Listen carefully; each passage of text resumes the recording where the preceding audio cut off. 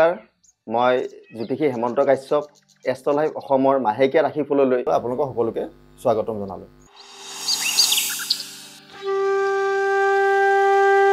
মই নৱেম্বৰ মাহৰ ৰাশিফলৰ ৰাশিসমূহৰ ফলদানৰ বিষয়ে আৰু তাৰ লগতে এই মাহটোত এটাকৈ পূৰ্ণিমা আৰু অমাৱস্যাৰ সকলো বিষয়ে মই আপোনালোকৰ মাজত আজি কৈ যাম। এইবাৰ আহিলোঁ মই মকৰ ৰাশিৰ জাতক জাতিকাসকললৈ। মকৰ ৰাশিৰ জাতক জাতিকাৰ এই মাহটো যথেষ্ট শুভ কৰ্ম অনুষ্ঠান ঘৰত থাকিব। ঘৰত নতুন কিবা কৰ্ম আহিব পাৰে। এই মাহত আপোনালোকৰ যথেষ্ট শ্ৰীবৃদ্ধি হ'ব, ধন টকা পইচা আহিব। বিদ্যাৰ্থীসকলৰ কাৰণেও এই মাহটো যথেষ্ট শুভদায়ক।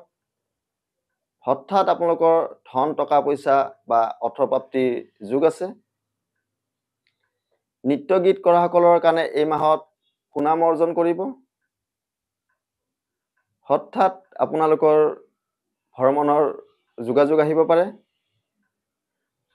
কিন্তু তাৰ মাজত মানসিক চিন্তাও থাকিব আৰু ধন সঞ্চয়ৰো যোগ আছে। এই মাহত যথেষ্ট আপোনালোকৰ আনন্দ লাভ আছে। মাতৃৰ ক্ষেত্ৰত যথেষ্ট শুভ দেখা পাই আছোঁ। এই মাহত পদোন্নতি লাভ আছে, সন্মান লাভ আছে আৰু উত্তৰ কিন্তু ক্ষেত্ৰত অলপ পীড়া আহিব পাৰে। বন্ধুৰ সাহায্য লাভ আছে এই মাহত।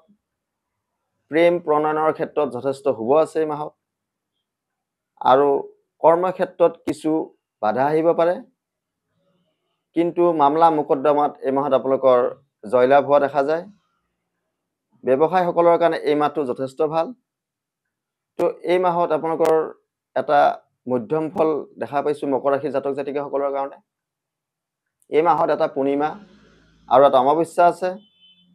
যিসকল জাতক জাতিকাৰ চন্দ্ৰ অশুভ ভাৱত আছে, সেইসকলে যদি শ্ৰী শ্ৰীকৃষ্ণৰ ৰাস মহোৎসৱ পালন কৰে, তেওঁলোকৰ চন্দ্ৰৰ অশুভ দুখৰ পৰা শান্তি পাব।